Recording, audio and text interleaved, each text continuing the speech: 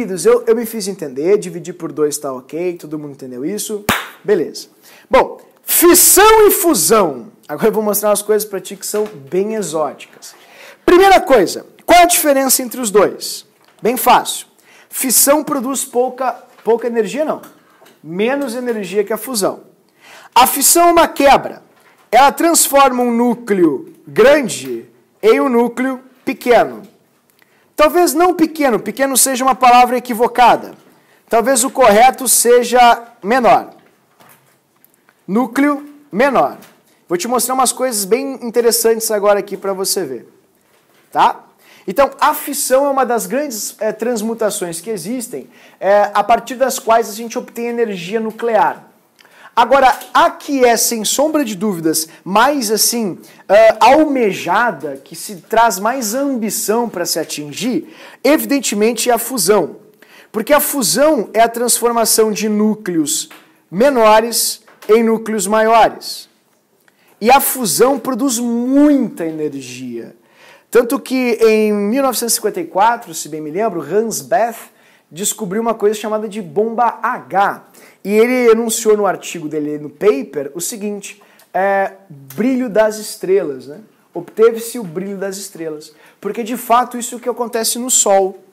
Ano passado, os alemães, foi uma notícia super rápida, nem divulgaram muito isso, é engraçado, inventaram o primeiro reator a fusão nuclear do planeta Terra. Tu não tem ideia do quão significativo isso é, porque é uma forma onde tu pega quase nada de matéria e gera energia para o resto da tua vida. Entende? Qual é o problema? O problema, querido, é se explode. Você já vai ver o que acontece. Núcleos menores em núcleos maiores. Esse é o princípio da fusão. E sempre muita liberação de energia. Ok? Vamos começar aqui com a fissão, que traz sempre um núcleo pai, e esse núcleo se fragmenta e produz vários outros núcleos. Por que é chamado, inclusive, de reação em cadeia? Vamos ver? Queridos, por gentileza, dê uma olhadinha aqui agora no vídeo. Tu vai enxergar uma coisa bem interessante. O nome é reação em cadeia porque ao fissionar um núcleo grande, ele vai acabar liberando outras partículas que atingirão outros núcleos iguais, que irão se fissionar e liberar outras partículas que atingirão outros núcleos iguais. E desse modo, você vai ter uma reação que não para mais, a não ser que você barre essas partículas chamadas nêutrons, para que elas não batam com tanta força nos núcleos de urânio, por exemplo, fazendo com que ele seja fissionado, ou seja, partido. Entrando um pouquinho mais a fundo na matéria, essa reação a gente chama de processo arborescente. Ela é uma reação que já caiu no Enem, na parte mais física, evidentemente, onde eles perguntavam o seguinte: qual era a função que exprimia ou representava quantos núcleos de urânio iriam ser atingidos pelos nêutrons no processo de fissão? Vou mostrar para você. Cada urânio que se quebra, tá vendo? Ele produz 3 nêutrons. Então, função 3. Assim é a base da função. Cada um desses nêutrons bate em um urânio que produz mais o quê? 3 nêutrons. Então, em cada momento de fissão, você tem mais uma função exponencial, tá vendo? Que é o 3 na N.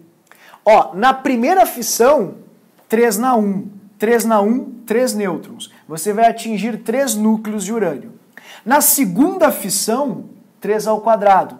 Você vai atingir 9 núcleos de urânio. Na terceira, 3 ao cubo. E assim sucessivamente. Tudo bem?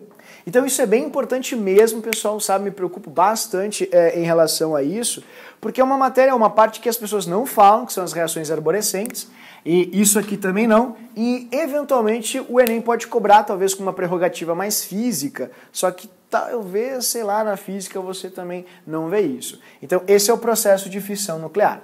Em cada fissão que acontece, há uma grandíssima produção de energia. Vamos falar sobre Chernobyl? Vamos falar sobre Chernobyl. Qual foi o problema de Chernobyl? O problema não foi a irresponsabilidade humana. O problema foi o superfaturamento de obras, literalmente. Porque toda grande usina, ela tem um botão que é um botão de pause, assim, né? De um power, assim, para você desligar tudo. No caso de Chernobyl, haviam vários pistões que caíam ou deveriam cair, que barrariam a produção dos nêutrons, assim cortando a reação em cadeia. Só que esses pistões deveriam ser feitos de silício. E na obra eles forjaram e fizeram esses pistões de quê? Carbono, carvão, grafita. E o que a gente sabe que o carbono faz quando ele é queimado, pessoal? Pega fogo, pessoal. Até com o oxigênio, como você bem pode ver aqui em Elementos em Ação. Tá aí? Ó, isso aqui é carvão, grafita é carbono 100%, é puro, né?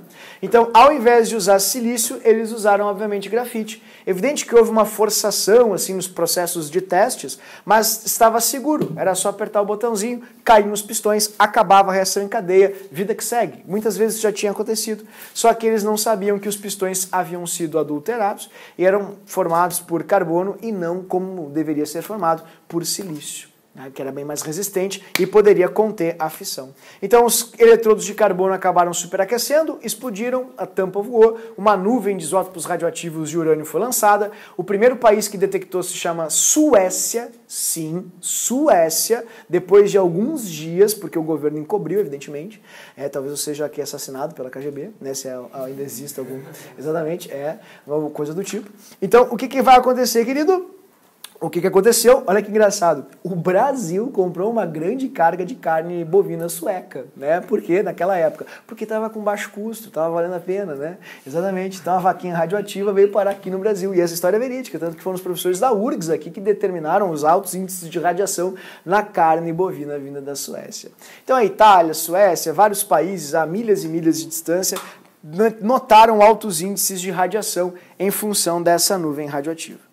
Mas essa é a mais forte? Não. A fissão é só uma das formas, talvez a mais popular, de obtenção de energia nuclear. Tanto que todos os reatores nucleares, eles funcionam a fissão, até a descoberta dos alemães agora com reator a fusão. Vamos lá? Como é que é a fissão? Você tem um núcleo pi, tipo urânio 235. Esse núcleo é alvejado por um nêutron com muita energia. Ele se quebra em núcleos menores, tipo bário e criptônio, e produz 3 nêutrons. Como a Valentina comentou agora, essa reação arborescente, ela tem uma funçãozinha que é f de x ou y é igual a 3 na n, onde n é o número de fissões que ocorrem. Né? Então eu vou colocar aqui para você, número de fissões. Aí você sabe quantos núcleos de urânio serão atingidos. É assim que funciona uma reação em cadeia. Ok? Desse modo. O bário ali tem uma massa de 140, o criptônio de 93 e o número atômico do bário, não lembro, 56, está aqui na minha frente, bem pateta. Esse aqui eu lembro, 36. Certinho? Então veja, fissão grande em pequeno. Simples assim. Fusão, como funciona? Hans Bethe, década de 50. Ele conseguiu fazer isso aqui, ó. O que se faz no Sol. Só que no Sol não se faz com deutério e trício. No Sol você faz... Você não, né? Se faz com hidrogênio. Olha eu. Faz aqui um hélio, assim. Liberta um nêutron, assim. E, querido, aí vem, né? Deixa eu colocar o nêutron assim para não haver confusão, senão vai aparecer nitrogênio, tá? Deixa eu colocar aqui. E, querido, muita, mas muita energia, tanto em um quanto no outro. Energia aqui, energia aqui. Só que aqui, muita energia, demais. Vamos ver aqui a comparação? Eu vou te mostrar agora o aplicativo mais mórbido que tem na internet. Quer ver? Olha só. Bom, eu não vou ficar mostrando fotos das desgraças e de Hiroshima e Nagasaki, porque é mórbido demais e eu me sinto mal. Né? Não gosto de ver desgraças, tá? Desculpa, não consigo. Agora eu vou mostrar uma coisinha para você que é bastante impactante. A diferença entre a bomba de hidrogênio e a bomba de Hiroshima.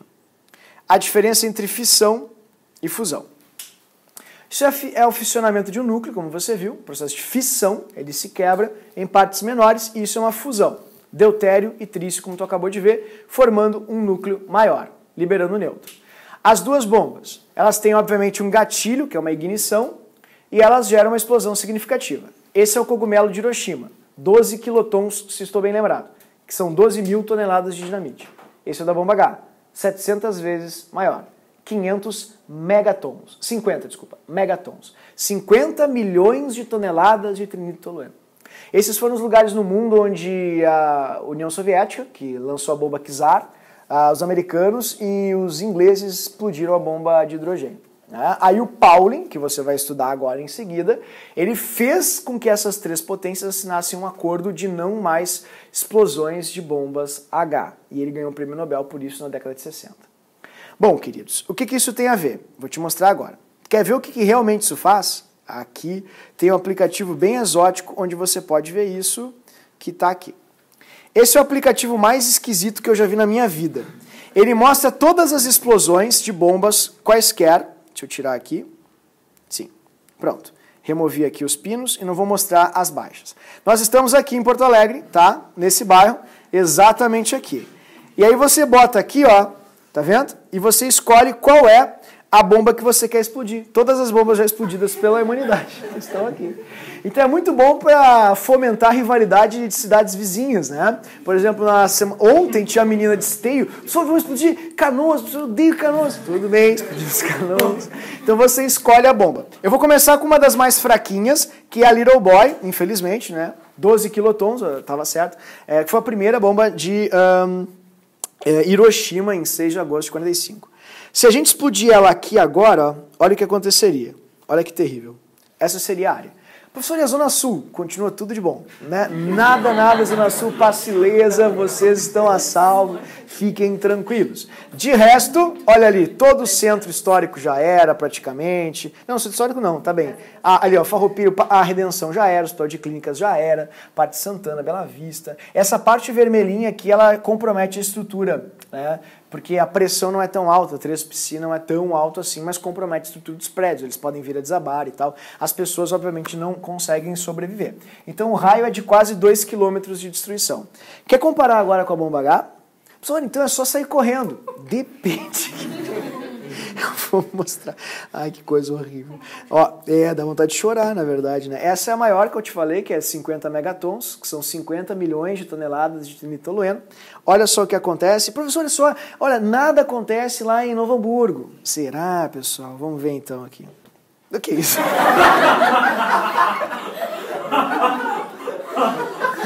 Ai, que susto, pessoal, que susto. Eu tenho que tirar isso do vídeo, certamente, né? Beleza, tá aí, né? Não, o aplicativo já é tenso por si só, né? Olha quantas pessoas morreriam. Aí me parece um gato selvagem no meio. Ai, meu Deus do céu.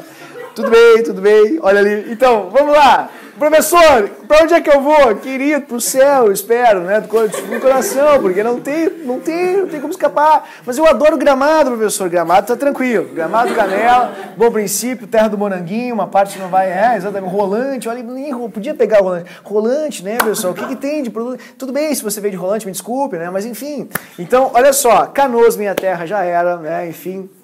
Acabar com a criminalidade, estava em Canoas. Sapucaia, Novo Hamburgo, Portão, olha quantas pessoas e o raio terrivelmente extenso de quase 60 quilômetros de, enfim, ação. Por isso que a ciência se uniu para acabar com os testes com armas de hidrogênio. No entanto, a ciência também se uniu para criar reatores à fusão, que obviamente são reatores que gerarão uma energia praticamente infinita, com quantidades extremamente baixas de matéria. Né, queridos? Então tá aí, você viu a periculosidade de tudo isso. E para a gente colocar aqui a cerejinha no bolo, vou enviar para você esse card. Se você é Android, ele já está ali no grupo, você pode ficar tranquilo. Que tem todo o resumo aqui da parte de radioatividade, tanto em física quanto em química, como você pode encontrar. Ok? E eu vou mostrar também aqui para você um último detalhe, tá, pessoal? Uma observaçãozinha.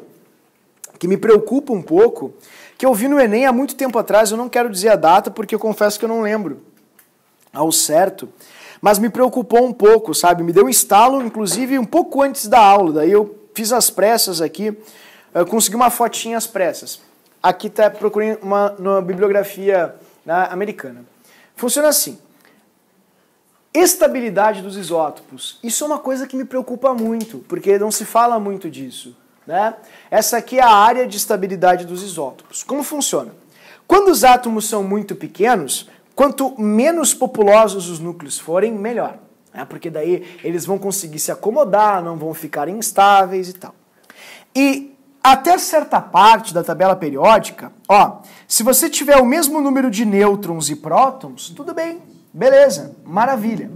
Porque a minha observação aqui é, prótons são positivos e coisas positivas se repelem. Então é como se você tivesse uma mola, assim ó, uma mola, tá ali a molinha, tá vendo, ó, super, tá vendo, vou pegar ali a mola, ó, super pressionada. Então você tem essa mola bem apertada, e ela tivesse com uma energia potencial absurda, louca para soltar. Veja, é isso que você tem no núcleo. Você tem vários prótons na menor região, então é uma bomba em potencial, como você acabou de ver. No entanto, conforme o núcleo vai ficando mais robusto, a estabilidade vai mudando. Isso aqui é parte funda da piscina, isso aqui não se fala não. Então, cuida isso. Os átomos radioativos, que são os que têm bastante prótons no núcleo, eles começam a ficar estáveis quando eles têm muito mais nêutrons do que prótons. Por exemplo, essa aqui é a linha normal de proporção 1 para 1. Um próton, um nêutron. Tudo bem? Vou tentar me fazer entender. Ó, por exemplo, se você tem um elemento de número atômico 60 e ele tem 60 nêutrons, tá vendo? Ele é mega instável. Ele é uma bomba em potencial. Ele começa a ficar estável, ó, quando ele atinge isso aqui, 90 nêutrons, tendo 150 de massa. Então isso é uma coisa que normalmente não se fala muito e é interessante. Eu acho que pode cair. O Enem jogou na prova muito tempo atrás, confesso que eu não lembro do ano, mas me veio na cabeça, foi um instalo de uma possível questão agora para esse ano. Então o que eles podem fazer? Eles podem te dar essa curva, mostrando aqui a normal, que é 1 para 1, e aqui a proporção de próton para nêutron, que é 1 próton para cada 1,5 nêutron. Ou seja, você tem 1,5 vezes mais nêutrons do que prótons para manter a estabilidade. Por exemplo, se você tem 100 prótons, tá vendo? Ó, vou subir aqui, ó, você vai ter em torno de 150 nêutrons para ter um núcleo estável. Eu não sei se eu estou conseguindo me fazer entender.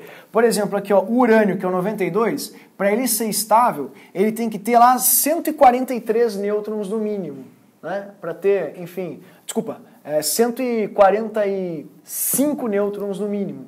Para ter lá o urânio 236, 37, 38.